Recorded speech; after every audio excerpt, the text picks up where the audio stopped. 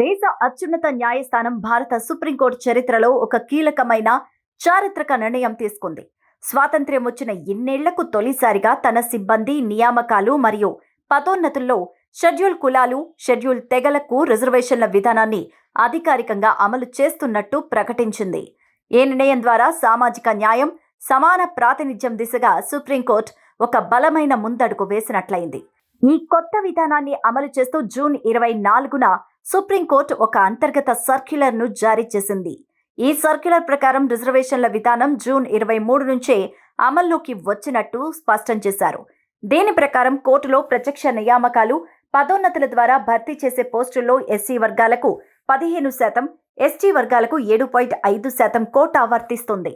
ఈ రిజర్వేషన్ల అమలు కోసం రూపొందించిన మోడల్ రిజర్వేషన్ రోస్టర్, సంబంధిత రిజిస్టర్ల వివరాలను కోర్టు అంతర్గత నెట్వర్క్ అయిన సూప్నెట్లో అందుబాటులో ఉంచినట్టు తెలిపారు.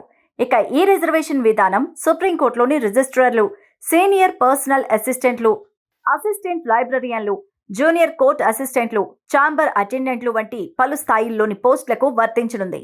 ఇక ఈ ప్రక్రియలో పూర్తి పారదర్శకత పాటించేందుకు కూడా చర్యలు తీసుకున్నారు. విడుదల చేసిన రిజర్వేషన్ జాబితాలో ఏవైనా లోపాలు ఉన్నాయని భావిస్తే కనుక సిబ్బంది తమ అభ్యంతరాలను నేరుగా రిక్రూట్మెంట్ దృష్టికి తీసుకురావచ్చని సర్క్యులర్లో పేర్కొన్నారు. ప్రస్తుత భారత ప్రధాన న్యాయమూర్తి జస్టిస్ బిఆర్ గవాయ్ హయాంలో ఈ చారిత్రాత్మక నిర్ణయం వెలువడడం గమనార్హం.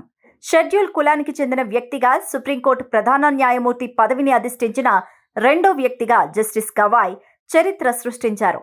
ఆయన పదవీ కాలంలోనే అత్యున్నత న్యాయస్థానంలో రిజర్వేషన్ల అమలుకు మార్గం సుగమం కావడం ప్రాధాన్యత సంతరించుకుంది.